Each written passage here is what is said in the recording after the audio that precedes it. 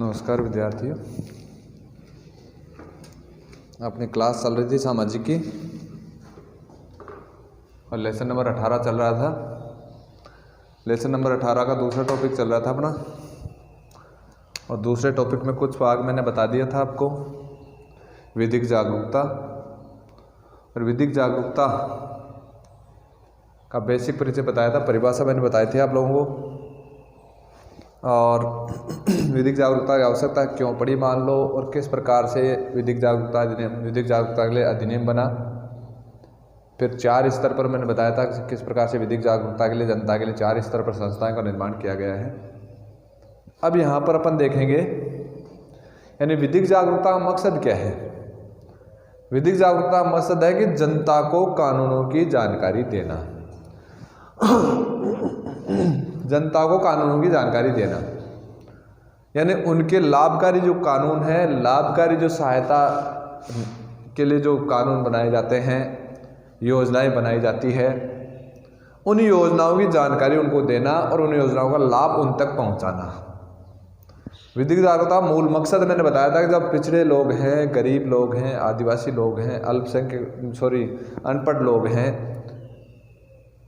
जो क्या है जिनको सहायता सरकार पहुंचाती है, सरकार सहायता के लिए योजनाएं बनाती है और वो सहायता उन तक नहीं पहुंच पाती, इसलिए उन तक वो सहायता योजनाएं पहुंचे, इसके लिए क्या है विधिक जागरूकता का आंदोलन चला। और विधिक जागरूकता के लिए क्या है नियम बनाए गए, कानून बनाए गए हैं। अब अपन ने देख लिया किस प्रकार से तहसील स्तर पर, जिला स्तर पर, राज्य स्तर पर, राष्ट्रीय स्तर पर विधिक जागरूकता के लिए संस्थाएं स्थापित की गई है। उनके लिए अपने देख लिया सब किस प्रकार से आप उनसे संपर्क कर सकते हो। हेल्पलाइन नंबर तक कल अपने देख लिया था। अब यहाँ पर अपन कुछ ऐसी योजनाओं का अध्ययन करेंगे जो योजनाएं लाभार्थियों तक पहुँचनी चाहिए, और उन योजनाओं का यहाँ पर अपन अध्ययन करेंगे जिससे क्या है विधिक जागरूकता या वो योजनाएं जनता तक पहुँच सके। तो कुछ योजनाएं यहाँ पर दी हैं, लाभकारी योजनाएं दी है, कल्याणकारी योजनाएं दी है, जन कल्याण के लिए कुछ सरकारी योजनाएं बना रखी है, उन योजनाओं का वर्णन यहाँ पर दिया है जिनका अपने अध्ययन करेंगे। जिसमें सबसे पहली योजना आती है दुर्घटना मृत्यु सहायता है, मृत्यु पर सहायता।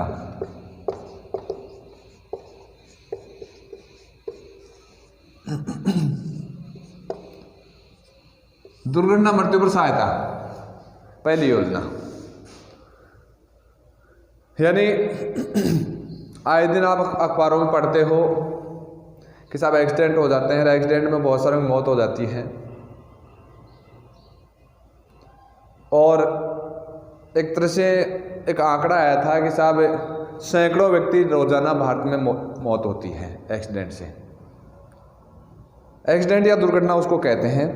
और दुर्घटना के लिए देखो सरकार ने एक योजना बना रखी है, तो इस योजना को यहाँ पर देने का मकसद है कि आम जनता तक योजना पहुँचे, और विधिक जागरूकता जो संस्थाएं हैं वो भी इन योजनाओं का प्रचार प्रसार करती हैं।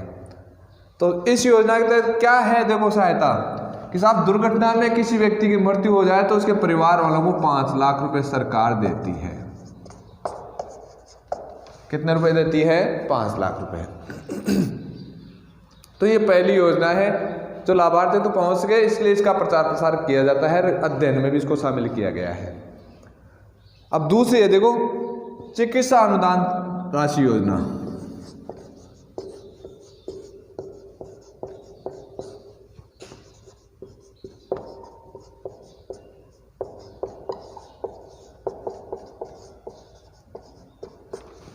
दूसरी योजना है चिकित्सा अनुदान राशि योजना।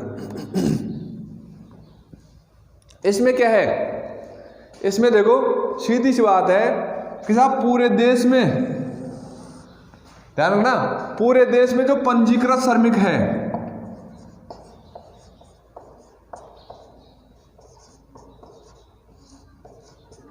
पंजीकृत श्रमिक है पूरे देश में जो पंजीकृत श्रमिक है, उन पंजीकृत श्रमिक को 1 लाख रुपए तक की चिकित्सा सहायता प्राप्त होती है। कितनी सहायता प्राप्त होती है? 1 लाख रुपए तक की चिकित्सा सहायता प्राप्त होती है। इसका मतलब पंजीकृत श्रमिक का मतलब ये हो गया कि साहब इसमें क्यों सरकारी लिमिटेड प्राइवेट जो श्रमिक है जो फैक्ट्रियों में कंपनियों में काम करते हैं उनके लिए है कि साहब जो श्रमिक है पंजीकृत है रजिस्टर्ड है उसका उस श्रमिक को चिकित्सा के लिए यानी अगर कोई बीमारी हो गई तो इलाज के लिए कितने रुपए तक की सहायता का अनुदान राशि है बताओ 1 लाख रुपए तक। कितने तक बताओ 1 लाख रुपए तक। फिर आता है देखो निर्माण श्रमिक। जो निर्माण श्रमिक है के बच्चों को अनुदान छात्रवृत्ति।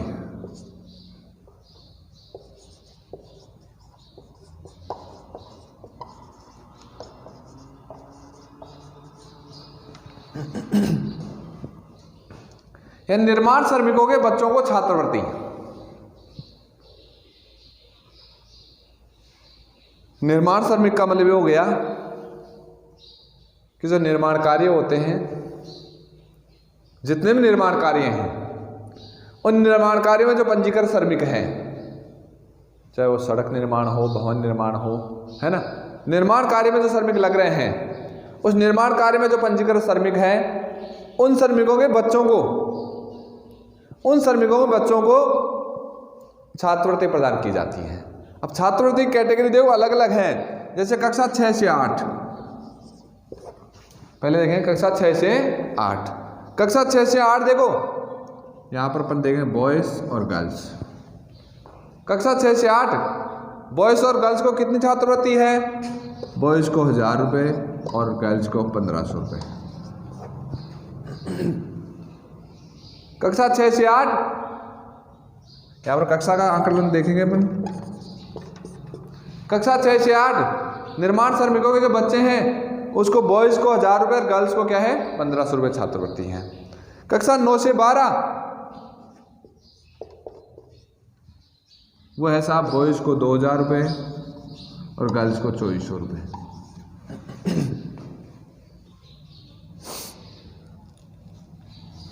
और स्नातक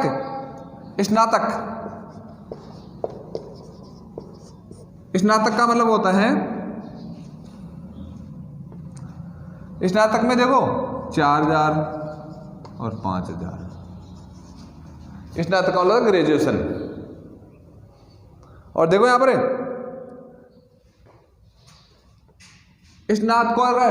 स्नातकोत्तर या मान लो साहब पीजी जिसको कहते हैं स्नातकोत्तर यानी पोस्ट ग्रेजुएशन। पोस्ट ग्रेजुएशन के लिए छात्रवृत्ति है वो है 6000 और 8000।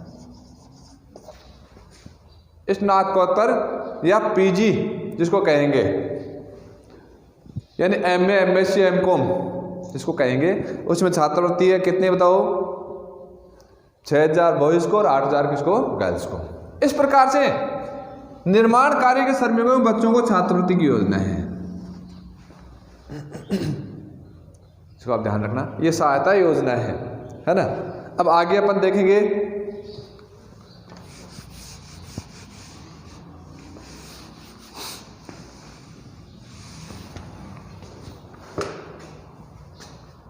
चौथी योजना प्रसूति सहायता योजना।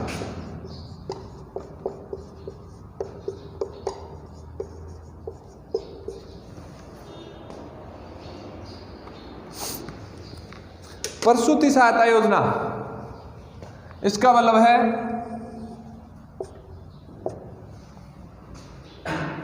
महिला को बच्चे के जन्म के समय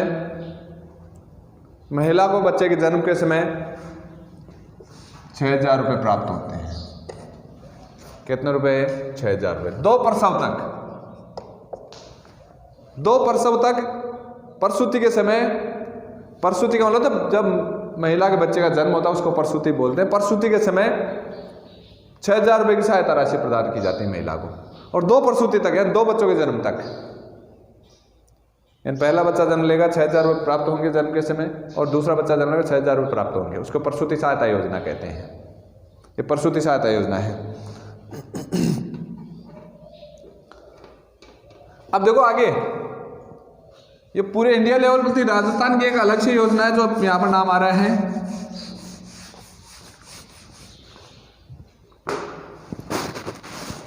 राजस्थान 5 योजना। राजस्थान विश्वकर्मा गैर संगठित,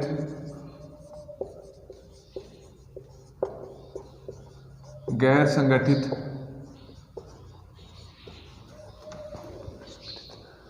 अंशदायी योजना।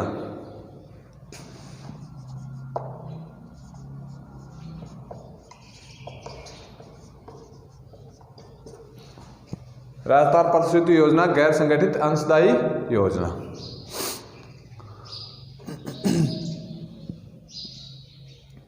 यानी यहां पर देखो ये क्या है, इसका मतलब पंजीकृत श्रमिक होते हैं ना, गैर संगठित यानी प्राइवेट, प्राइवेट पंजीकृत श्रमिक होते हैं, उनके लिए देखो पेंशन योजना है। इसमें ध्यान लगा, गैर संगठित पंजीकृत श्रमिक हैं उनके लिए पेंशन योजना है। ये उनके लिए कौन सी योजना है, पेंशन योजना है, सही है ना। अब है मातृत्व लाभ अधिनियम 1961 छठी योजना।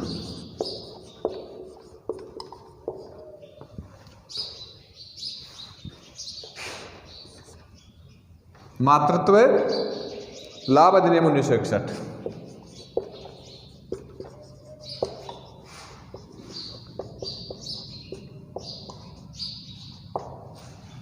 मातृत्व लाभ अधिनियम 1961।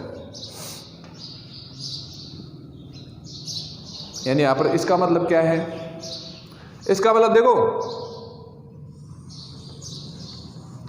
ये कानून बना था कि मातृत्व को माता हो गया, यानी जब बच्चे का जन्म होता है उस समय योजना थी, दे बच्चे का जन्म होता है उसके देखो 6 सप्ताह पहले और बच्चे के जन्म के 6 सप्ताह बाद, पहले और 6 सप्ताह बाद।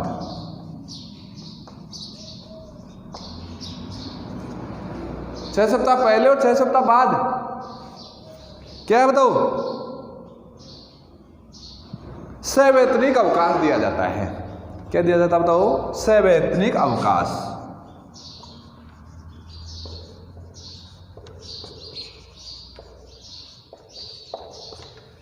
सवैतनिक अवकाश इसका मतलब क्या है, देखो इसका मतलब है कि साहब सवैतनिक अवकाश यानी छुट्टी मिलेगी और वेतन में कटौती नहीं होगी। ये 1961 में बना था, 6 सप्ताह पहले और 6 सप्ताह बाद। आजकल मेरे हिसाब से 12 सप्ताह और 12 सप्ताह हो गया है, यानी टोटल 3 महीने हो गए। 3 महीने हो गए, एक महीने में 4 सप्ताह होते हैं, लगभग 4-5 सप्ताह होते हैं, तो 3 महीने हो गए। आजकल ये क्या है 12-12 सप्ताह हो चुका है। 1961 में जब कानून बना था उस समय 6 सप्ताह पहले और 6 सप्ताह बाद अवकाश लेने की सुविधा थी। आजकल 6 सप्ताह 12 सप्ताह हो चुका है। मातृत्व लाभ अधिनियम 1961 जिसमें माता को बच्चे के जन्म से पूर्व और बाद में सवैतनिक अवकाश की व्यवस्था की गई है। फिर देखो आगे आ रहा है 7वीं योजना, वो क्या है देखो, बीमा और कर्मचारी भविष्य निधि योजना।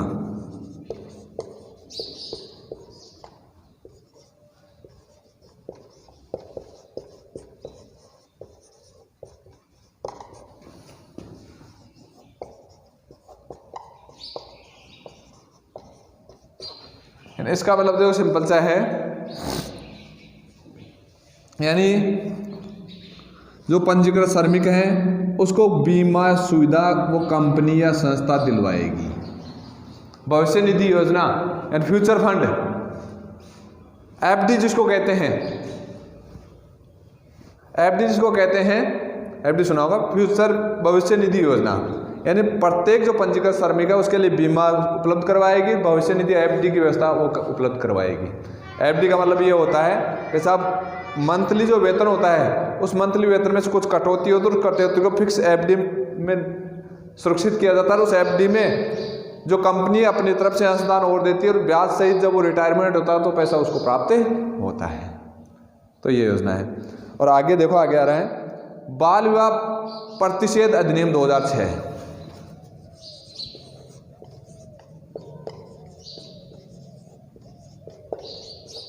बाल विवाह प्रतिषेध अधिनियम 2006।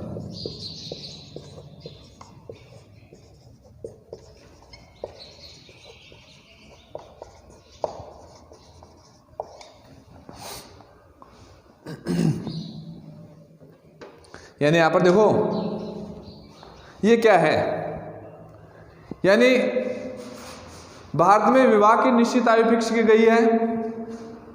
और क्या है बताओ, बॉयज के लिए 21 और गर्ल्स के लिए क्या बताओ 18। आपको ध्यान होगा, बॉयज के लिए कितनी है 21 और गर्ल्स के लिए कितनी बताओ 18। तो देखो ये एज निश्चित की गई है। अब 2006 में अधिनियम बना, इसमें क्या है, अगर इस अधिनियम की अवहेलना कोई माँ बाप करता है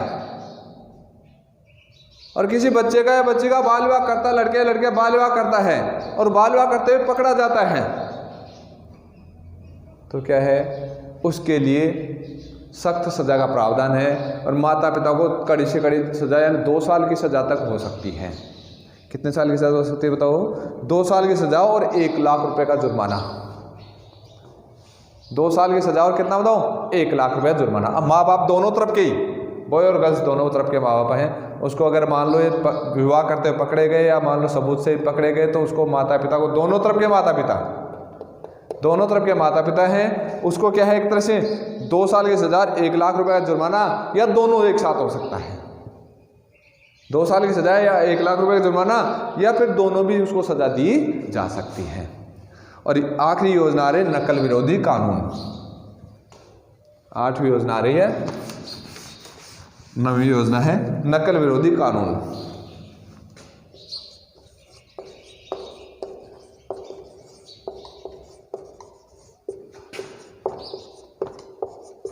नकल विरोधी कानून।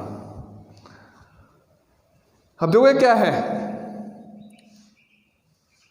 यानी यहां पर देखो एक कानून पारित हुआ राजस्थान में और उसका नाम था राजस्थान सार्वजनिक परीक्षा अधिनियम 1992। यानी कानून पारित हुआ कब 1992 में, राजस्थान सार्वजनिक परीक्षा अधिनियम 1992। अब ये क्या है, इसका मतलब क्या है, इसका मतलब यह है कि परीक्षा के समय, एग्जाम के समय अगर कोई विद्यार्थी, ध्यान रखना बोर्ड परीक्षा आपकी, परीक्षा के समय कोई विद्यार्थी अगर अनुचित साधनों के साथ पाया जाता है, नकल सामग्री के साथ पाया जाता है, तो क्या होगा कि 3 साल तक की सजा का प्रावधान है। कितनी सजा प्रावधान होता हो, 3 साल तक की सजा का प्रावधान इसमें किया गया है। यानी 2-3 सजाएं उसमें, स्कूल से निष्कासित किया जा सकता है या 3 साल तक की सजा का इसमें प्रावधान है। इसको नकल विरोधी कानून कहते हैं। नकल विरोधी कानून था राजस्थान सार्वजनिक परीक्षा अधिनियम 1992। तो इस प्रकार से अपन ने यहाँ पर कुछ लाभकारी योजनाएं देखी। उन लाभकारी योजना में किसी का भी एक क्वेश्चन आ सकता है, ध्यान रखना। जैसे पिछले साल द्वारसिंह में क्वेश्चन आया था, अब मैंने बच्चों को पढ़ा दिया और बच्चों ने, कईयों ने इसको ध्यान नहीं दिया, इस लास्ट वाले पॉइंट को। सर ये भी कोई पॉइंट था क्या? मैंने कहा पॉइंट है 18वें पार्ट में बाकायदा। तो देखो यहाँ पर ये पॉइंट था, यहाँ पर आपका कंप्लीट हो रहा है, जिसको कहते हैं विधिक जागरूकता। क्या कहते हैं? विधिक जागरूकता। तो 18वें पार्ट में 2 पॉइंट कंप्लीट हो गए। पहला पॉइंट था कौन सा? उपभोक्ता। दूसरा पॉइंट था विधिक जागरूकता। अब तीसरा पॉइंट आएगा जिसको अपन अगली क्लास में देख लेंगे, और वह है सूचना का अधिकार। और मेरे हिसाब से कल आपका कंप्लीट हो जाएगा। सही है ना? ठीक है, धन्यवाद।